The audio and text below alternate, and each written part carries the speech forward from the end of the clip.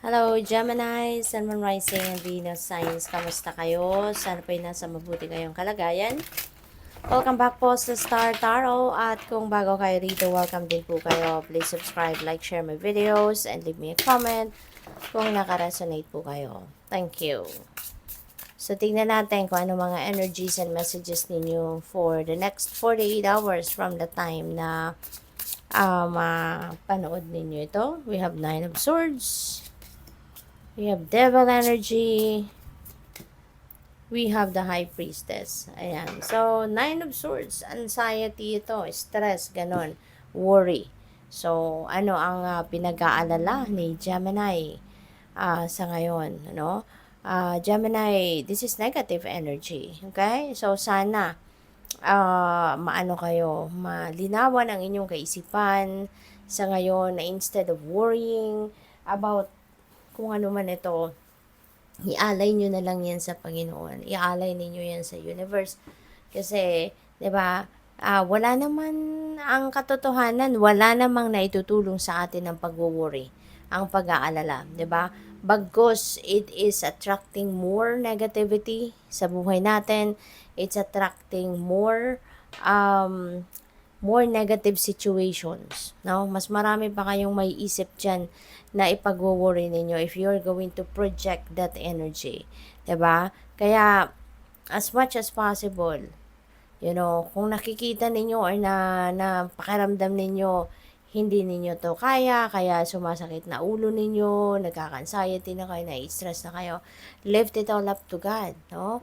Kasi, God never sleeps, 'di ba? God never sleeps. Alam niya kung ano ang para sa atin. Alam niya kung paano niya tayo tutulungan, paano niya tayo i-rescue, But if we are not, 'di ba, surrendering sa kanya kung ano yung mga bagay na ipinag-aalala ninyo, kung ano yung mga bagay na ipinag-worry ninyo, paano tayo tutulungan, 'di ba? So, ayun, ialay nyo kung ano man ang pinag-aalala ninyo, ano man ang pinoproblema ninyo, ialay nyo na lang yan sa universe, okay? Ialay ninyo yan sa Panginoon.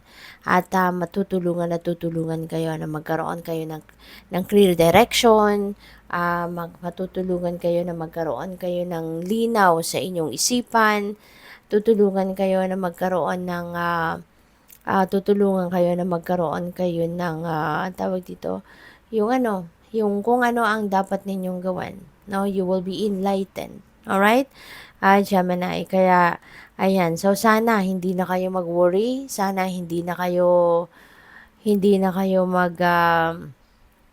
mag-alala pa.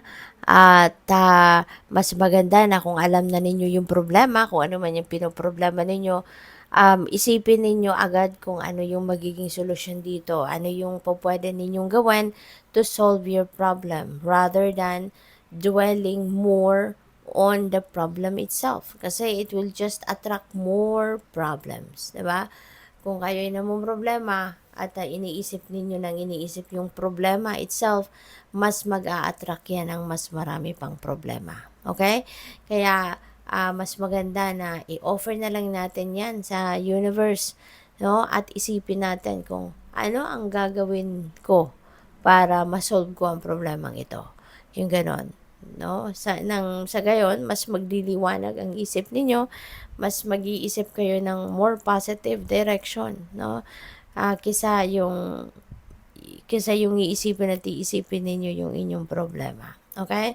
Mas lalong sasakit lang ang ulo niyan, mas lalo lang kayong malilito, mapapagod na sa kakaisip, So, we also have the devil energy. Siguro, ito yung isa sa mga pinoproblema ninyo. No? Or ito yung dahilan siguro ng pinoproblema ninyo. Kasi, yung devil energy, this is an energy of, codependency, addiction, obsession. Ito yun eh. Kaya maaring yan ang pinoproblema ninyo. Kasi baka napapansin ninyo sa sarili din ninyo na parang teka lang, no? Parang ang tagal-tagal ko na sa ganitong sitwasyon. Let's say for example, na-addict kayo sa shopping, 'di ba? Hindi ninyo nakokontrol ang sarili ninyo sa pag-shopping. 'di ba? At maaaring nakikita niyo na, napapansin niyo na parang sa kaka-shopping ko, 'di ba, nauubos na yung pera ko, yung savings ko, yung kung ano man, 'di ba? Kasi baka yun nga, na-obsess kayo sa pagsho-shopping. So, baka yun ang pinoproblema ninyo. Ang epekto nung pag-overspend ninyo sa shopping, 'di ba? So, maaaring yun ang isa sa dahilan kung bakit na sumasakit na ang ulo ninyo kasi kumbaga out of control na, 'no, yung inyong pagso-shopping. So, example lang ito, 'no, Gemini, 'no? But maybe mga ganong klase, 'di ba? Yung iniisip ninyo ngayon, yun ang pinoproblema ninyo. But the devil energy, also siguro this is reminding you na kung gugustuhin niyo lang, kung maglalakas ng loob lang kayo na talikuran, 'no, ang sitwasyon na ito, na kung ano man itong obsession na 'yan or addiction na 'yan, whatever that is, 'no, na very unhealthy na ang epekto sa inyo, kung gugustuhin niyo lang na kumawala sa ganyang klaseng energy, kayang-kaya ninyo, magagawa ninyo 'yan, okay? It's just that willpower ang kailangan ninyo 'yan. Kung gugustuhin niyo lang, kung maglalakas ng loob kayo, walang ibang makakagawa niyan, 'no, sa inyo kundi kayo lang, right? So, the High Priestess is also reminding you to focus and listen to your intuition. Merong gabay ang universe sa inyo. Maaaring hindi nyo lang ito napapansin, maaaring hindi nyo lang ito napapakinggan, hindi ninyo na-access ang gabay sa inyo. Kaya that is a reminder para sa iyo na you are being divinely guided. No? That is reminding you na merong gabay, no, na pinapadala sa inyo ang divine universe. Hindi mo lang siguro napapansin, hindi mo lang or hindi mo lang pinapansin, no? So, yun. Listen to your intuition. Pay attention to the subtleties that the universe is sending you kasi in whatever shape or form, no, na pinapadala ng universe ang mga signs or synchronicities na yan, those are guidance para sa iyo. So, tingnan natin kung ano pa. By the way, shout out muna sa ating beloved channel member na si Alexander Toralba 3777. Maraming salamat po for supporting my channel at maraming salamat din sa lagi ninyong pagpapadala ng donasyon through Super Thanks. Maraming salamat po and God bless you more. We have creative action and optimism. No? So, ito yung kailangan ninyo. Ito ang kailangan ninyong gawan. Creative action, creative solution, no? Ito yung mga dapat na pagganahin ninyo sa ngayon, Gemini, lalo-lalo na sa kung ano man itong pinoproblema ninyo, no? Learn to be optimistic, learn to be positive, 'di ba? About doon sa pag-aano ninyo, paghahandle ninyo ng mga problema or paghahandle ng mga challenges, no? Sa buhay. So, what else? We have omens and messages. Ayan na nga, 'di ba? Na-mention ko kanina sa High Priestess na maaring pinapadalhan din kayo hindi lang ng intuitive messages, but also the universe maybe are sending you signs, symbols, synchronicities, omens, para gabayan ka. Para gabayan ka, para bukawin ang loob mo dito na mag-change ka ng energy, no? Instead of projecting negativity, palitan mo 'yan, no, ng positivity. Palitan mo 'yan ng optimism, enthusiasm, ng determinasyon na mabago ang inyong buhay or mabago yung course of your life, no, na mas positibo at mas maganda. Alright? So, what else? We have joy. Yan, at magiging masaya ka. In the end, magiging masaya ka. Kasi, yan naman ang gusto ng universe para sa atin, no? Na maging happy tayo and joyful. 'Di ba? Kaya, sana, no? Sana mapukaw ang inyong damdamin kung meron kayong ganitong sitwasyon. Mapukaw ang inyong damdamin na mas piliin ninyo na mas maging masaya kayo rather than mag-worry kayo at ma-stress kayo. Okay?